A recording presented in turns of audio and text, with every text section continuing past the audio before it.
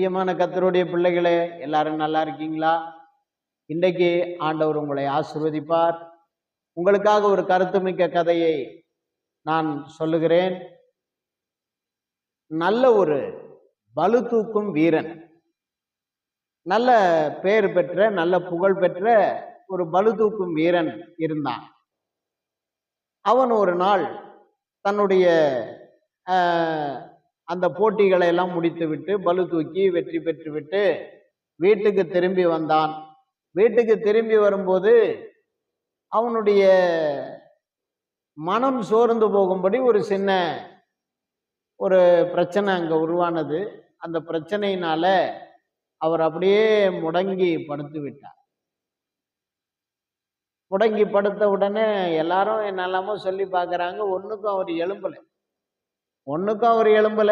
அப்படியே ரொம்ப சோர்ந்து தளர்ந்து போய் அப்படியே ஒண்ணுமில்லாம படுத்துட்டார்.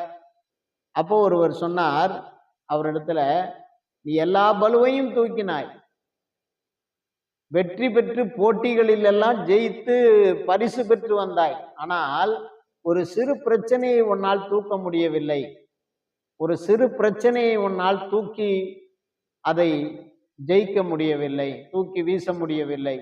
நீ எல்லாம் ஒரு வீரன் அல்ல என்று சொல்லி ஒரு கருத்து உள்ள ஒரு நல்ல படித்த ஒரு மனிதன் அவரை பார்த்து கூறினார். அன்பானவர்களே, இன்றைக்கு நான் உங்களை பார்த்து கேட்கிறேன், எத்தனையோ பராக்கிரமமான காரியங்களை எல்லாம் நீங்க செய்வீங்களா இருக்கும். எத்தனையோ திறமை படைத்தவர்கள், படிப்புல நல்ல திறமை உள்ளவங்களா இருப்பீங்க, அல்லது எத்தனையோ விஷயங்கள்ல உங்களை அடிச்சுக்கிறதுக்கு யாருமே இல்லை. ஆனா ஒரு சிறு பிரச்சனை வரும்போது அதை உங்கள் மனதால் தூக்கி அதை வீச முடிகிறதா என்பதை இன்றைக்கு சிந்திங்க. இந்த கருத்து மிக்க கதையை கேட்ட நீங்க இன்றிலிருந்து உங்களால் தூக்க முடியாத ஒரு பிரச்சனை, ஒரு சிறு சோர்வு உங்களை கீழே தள்ளிடும், உங்களை தளர்ந்து போக பண்ணிடுங்கிறத நீங்க மறந்துடக்கூடாது. நீங்க எவ்வளவு பராக்கிரமசாலியா இருந்தாலும் உங்களை தேடி வருகிற, உங்க மனதை அழுத்துகிற பாரத்தையும் தூக்கி வீசுவதற்கான திறமைகளை நீங்கள் ஆண்டவரிடத்திலிருந்து பெற்றுக்கொள்ளுங்க. ஒரு வசனத்தை நாம் படிக்கலாம்.